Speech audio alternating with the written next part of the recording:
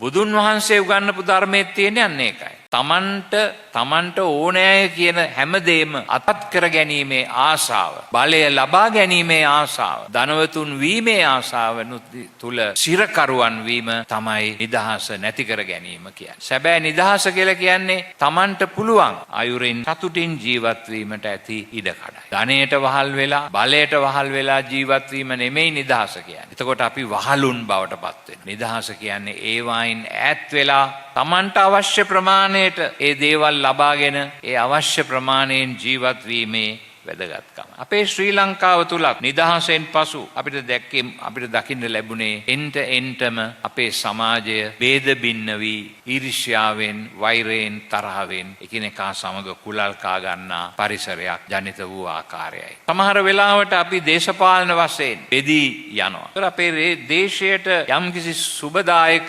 තත්වයක් ඇති වෙන්නේ කොහොමද? අපි හැමතිස්සෙම අනිත් අයගේ කකුලෙන් අදින්නට උත්සාහ කරනවා. මේ තත්වය තමයි තිබුණේ. ඒ වගේම අපි අවංක නැතුව ධනයට, බලයට වහල් වෙලා ඕනෑම වැරදි වැඩක් කරන්නට, ඒ වැරදි වැඩ හොඳයි කියලා කියන්නට අපි සමාජයේ මෙහෙවනවා නම් කොහොමද අපි නිදහස භුක්ති විඳින්නේ? ඒ නිසා ක්‍රිස්තුස් වහන්සේ මේ ලෝකෙට ඇවිල්ලා කිව්වේ මේ නැති බැරි අහිංසකකම, දුප්පත්කම, ඒ කියන්නේ ඒවයින් යැපෙන්නේ නැතුව, ඒවයින් නිදහස නැති කරගන්න නැතුව ජීවත් වීමේ වාතාවරණයක් තුල කටයුතු කරන්න කියලා. සර්වබලධාරී දෙවියන් වහන්සේ මිනිසෙක් වුණා. උන්වහන්සේ ඒ මනුෂ්‍යත්වය වැළඳ ගැනීමේදී තමාව හිස් කරගත්තා, දේවත්වය නැති කරගත්තා. මෙලවට පැමිණි අපාතර ජීවත් වුණා, අපාතර දිලින්දෙකු මෙන් ජීවත් වුණා. සෑමදේම අන්‍යයන්ගේ සේවය වෙනුවෙන් සෑමදේම කළා. අන්තිමේදී උන්වහන්සේ කුරුසිය මත ජීවිතය පූජා කළා. ඒ නිසා නත්තල කියලා කියන්නේ සම්පූර්ණයෙන්ම අපි වැරදි විදිහට මේ වෙළඳ ආර්ථිකයේ නත්තල කියන එක අපි හදලා තියෙන්නේ මුදල් හම්බ කිරීමේ තවත් එක උත්සවයක් ලෙස පමණයි. නත්තල වෙළඳ උත්සවයක් නොවන බව පැහැදිලිවම අපි තේරුම් ගත යුතුයි. නත්තලට වැදගත් වන්නේ නත්තල් ගහ, නත්තල් සීයා සහ නත්තල් ගවලෙනවත් නෙවෙයි. වැදගත් වන්නේ ජේසුස් ක්‍රිස්තුස් වහන්සේ මොකද්ද අපිට පෙන්වලා දුන්නේ, මොන මාර්ගයේද යන්න කියලා කිව්වේ, අන්නේ මාර්ගයේ ගමන් කිරීම. නත්තල හා සිදු සියල්ල අපිට පෙන්වන්නේ ඒකයි. ඒ කියන්නේ තමාව හිස් කර ගැනීමේ වැදගත්කම. තමාගේ චින්තනය, තමාගේ ධනය, තමාගේ බලයට ඇති ආශාව, මේ හැම එකක්ම හිස් කර ගැනීම තුල නිදහස අත්පත් කරගන්නට පුළුවන්, සාමය ස්ථාපිත කරගන්නට පුළුවන්. අපේ ජීවිතය තුළ අපි හුඟක් වෙලාවට ලෞකික ධනය, ලෞකික බලය, ලෞකික සම්පත් වල හිරකරුවන් වෙලා ජීවත් වෙනවා. ඉපදිච්ච දා ඉඳලා මැරෙන දා වෙනකන් අපි කරන්නේ හම්බ කරන එක, එකතු කරන එක. හැබැයි මේ එකතු කරන හැම දෙයක්ම තියෙන්නේ එළියෙන්. ඇතුලේ මුකුත් නැහැ. එහෙම ජීවිතයක් අපි ගත කළ යුත්තේ. බුදුන් වහන්සේ උගන්වපු ධර්මයේ තියෙන්නේ අන්න ඒකයි. තණ්හාව තමයි දුකට හේතුව. තණ්හාව.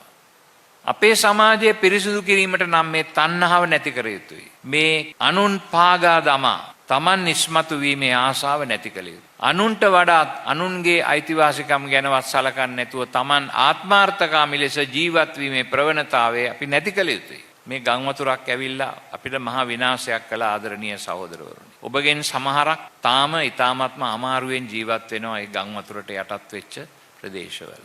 ඒ ගම් වතුර. ඇයි ස්වභාව ධර්මය ආත්මාර්ථකාමී විදිහට සමහර අය පාවිච්චි කරන නිසා. එසේ පාවිච්චි කරන්නට දේශපාලන තලයේ නායකයෝ උදව් දුන්න නිසා, උදව් දෙන නිසා, ස්වභාව ධර්මය සම්පූර්ණයෙන්ම විනාශ කරපු නිසා, කැලෑ ටික ඔක්කොම එලි කරලා, හැම තැනම කුණු විසි කරලා, කිසිම විනයක් පිළිවෙලක් නැතුව ජීවත් වෙමින් මුළු දේශයම අපිරිසිදු කරලා අපිම ඒක කරලා තියෙන්නේ. ඒ වගේම මේ දේ කරන්නට අනුග්‍රහය දැක්වුවා.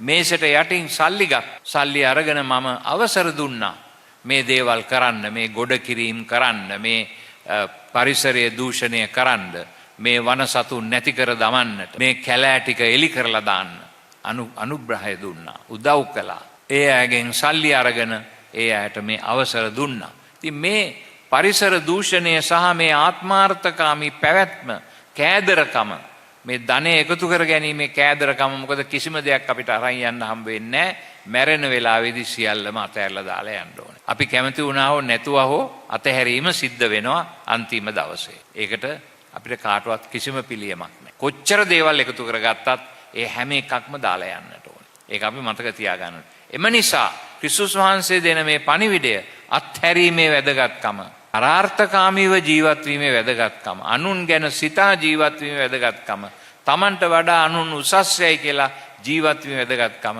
මේක තමයි ආගම කියලා කියන්නේ.